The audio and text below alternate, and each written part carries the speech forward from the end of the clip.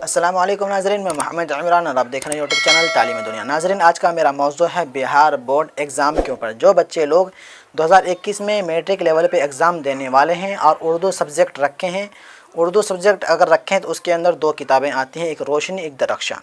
जो आपको सामने दिख रहा है ये है रोशनी, जो कि मेरा पार्ट नंबर 4 के अंदर हिंदी अदब हो चुका है। अभी का मेरा पार्ट नंबर 5 है और उर्दू अदब से मैं आपको पढ़ाऊँगा।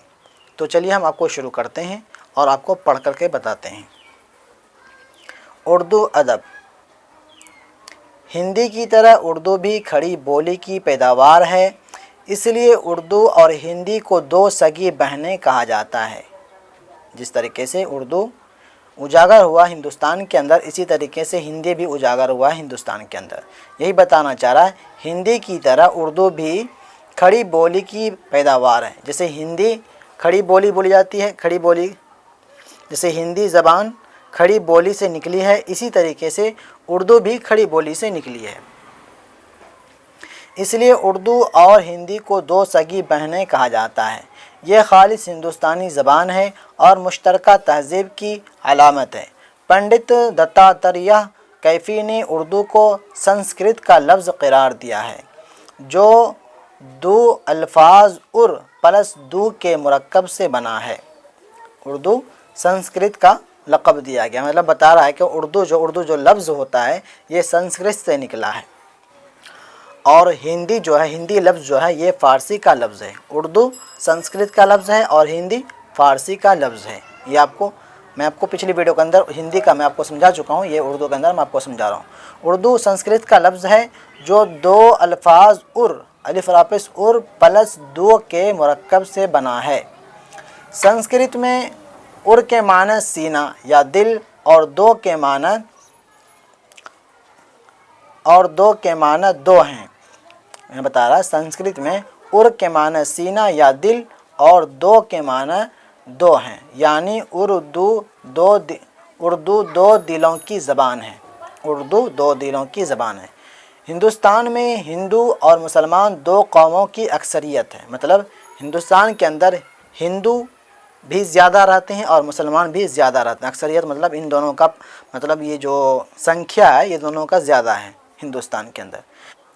इन्हीं दो कौमों के आपसी मेल जोल से उर्दू की पैदाइश हुई है, इसीलिए उर्दू को मुश्तरका तहज़ीब की ज़बान कहा जाता है। आप समझ गए उर्दू कहाँ से निकला है। उर्दू की इब्तदाई परवरिश, इब्तदाई का मतलब शुरुआत। उर्दू की इब्तदाई परवरिश व पर्दाख्त सूफ़ियों की आगोश में हुई। ख्वाजा बंदा नवाज़ गेसू दराज, बाबा फरीद गंज शकर, ख्वाजा बख्तियार काकी, यहाँ बता रहा है मतलब उर्दू की जो इब्तदाई शुरुआत हुई है वो सूफ़ियों की, मतलब जो बड़े बड़े बुजुर्गान दीन गुज़रे हैं उनके मतलब आगोश से हुआ है। मतलब उन्हीं लोगों की वजह से उर्दू आज हमारे हिंदुस्तान के अंदर चल रहा है। ये बड़े बड़े लोगों का नाम है जो अभी इन लोगों का मज़ार भी अभी। बाबा फरीदगंज शकर, ख्वाजा बख्तियार काकी, ख्वाजा मुईनुद्दीन चिश्ती, हज़रत अमीर खुसरो, शेख ऐनुद्दीन गंजुल इल्म जैसे बुजुर्गान दीन और सूफियाए किराम ने इस ज़बान की आबियारी की है।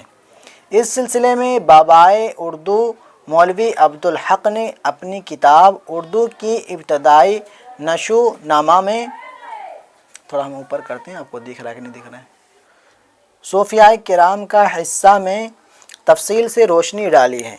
जब उर्दू चलने फिरने लायक हुई तो ये शुआराए किराम की मंजूर नज़र बन गई। मसऊद साद सलमान इस ज़बान के पहले शायर हैं, लेकिन उनका कलाम दस्तयाब नहीं है, मतलब मौजूद नहीं है। यहाँ बता रहा है मसऊद साद सलमान इस ज़बान के पहले शायर हैं, लेकिन उनका कलाम दस्तयाब नहीं है। लिहाजा हज़रत अमीर खुसरो को ही उर्दू का पहला शायर तस्लीम किया जाता है, जिनकी मशहूर गज़ल का मतला ये है। थोड़ा अजीब मतला है, मैं आपको पढ़ के फिर भी समझाता हूँ, सुना देता हूँ। ज़हाले मस्की मकन तगाफिल दरियाए नैना बनाए बतियाँ, के ताबे हजरा न दारम ए जान न लेहू काहे लगाए छतियाँ। थोड़ा अजीब ये इनका गज़ल है। फिर हम ऊपर करते हैं। ऊपर करने के बाद इस तरह उर्दू शायरों की महबूब ज़बान बन गई। उर्दू जो शायर लोग होते हैं ان کو اردو زبان جو ہے بہت محبوب، بہت اہم لگنے لگا، ان سے محبت کرنے لگے۔ حالات بھی سازگار ملے۔ دکن میں بہمنی، قطب شاہی اور عادل شاہی سلطنتوں کے دوران اس زبان کی خوب پذیرائی ہوئی۔ اردو شاعری کے پہلے دبستان کا صحرا دکن کو ہی حاصل ہے۔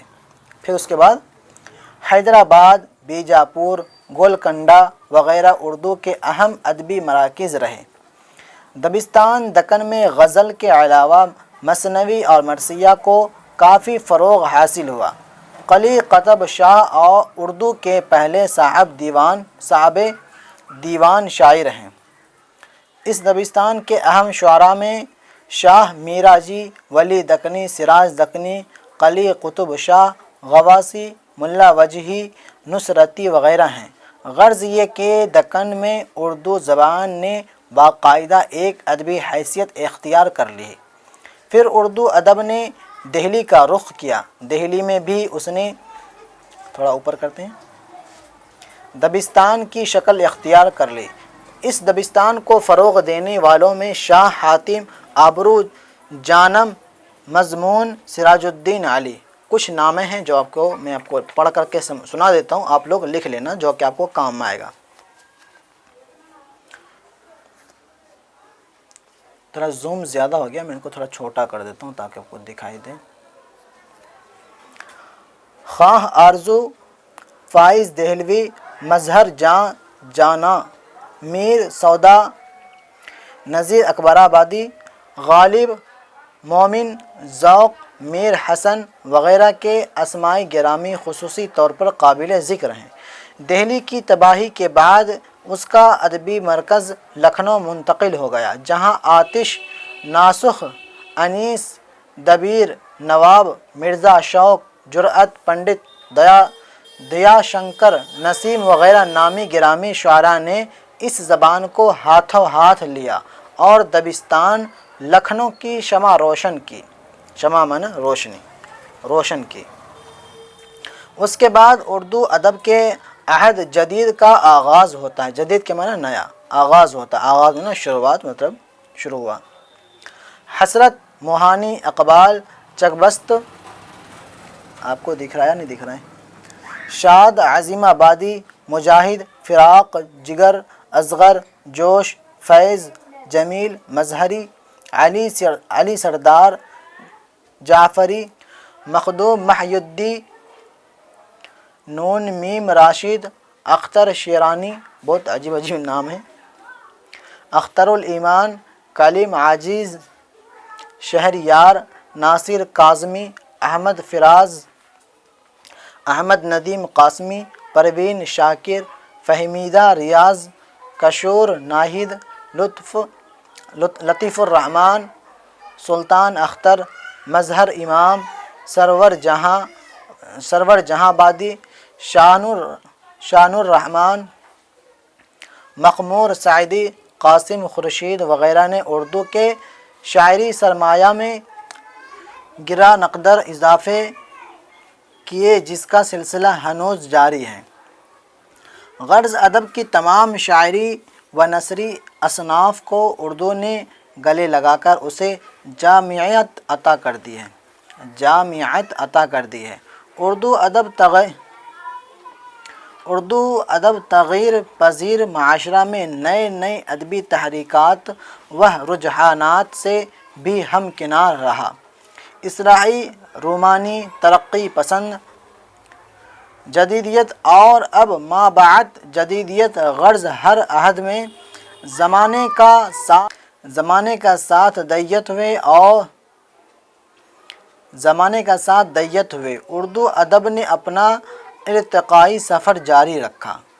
میں یہیں تک رکھتا ہوں، ان کا اگلا پارٹ میں بناؤں گا کیونکہ ویڈیو بہت لمبی ہو جا رہی ہے، کیونکہ میں آپ کو نام یہ سارا سنایا تو ویڈیو لمبی ہو گئی۔